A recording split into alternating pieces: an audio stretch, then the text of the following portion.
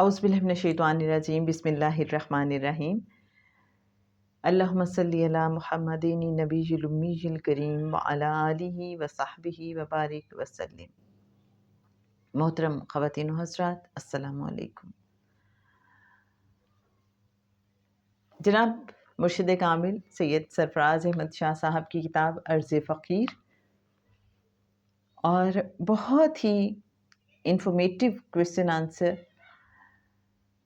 आप सब जो रूहानियत की राह पे चलने वाले हैं, जो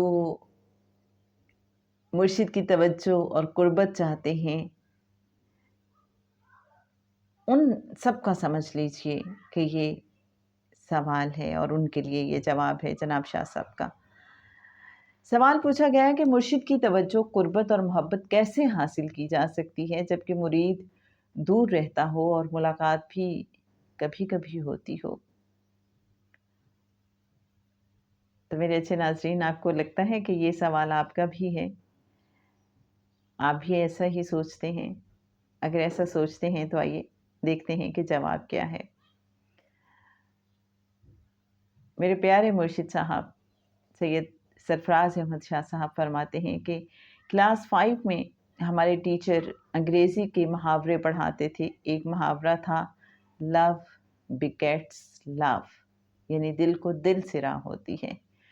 अगर आप चाहते हैं कि मुर्शिद या कोई भी शख्स आपसे प्यार करे तो प्यार का तकाजा करने के बजाय आप आज खुद उनसे प्यार करना शुरू कर दें, आपको प्यार मिलना शुरू हो जाएगा। दूसरी बात यह है कि हमारे यहाँ हर घर में मुलाजिम हैं या ऑफिस में मातहत हैं। हमें वो मुलाजिम बड़ा अच्छा लगता है, हम उसे प्यार और लुक आफ्टर भी ज़्यादा करते हैं, जो हमारी हर बात बिला चुनो चरा मान लेता है। बल्कि वो ये ध्यान रखता है कि हमें कब किस चीज़ की ज़रूरत है, वो हमारे तलब करने से पहले ले आता है। हमारे वो काम भी बग़ैर हमारे कहे सर अंजाम देता है जो उसकी ड्यूटी में शामिल नहीं। ऐसा मुलाजिम हर एक को अच्छा लगता है। यही सूरत हाल मुर्शिद के लिए भी है, जो मुरीद उनकी इंस्ट्रक्शंस को ना सिर्फ 100% कैरी आउट करता है बल्कि बड़े ज़ौक़ व शौक़ के साथ ये सब काम करता है, वो बड़ा चहीता हो जाता है। ज़ौक़ और शौक़ बहुत अहम है।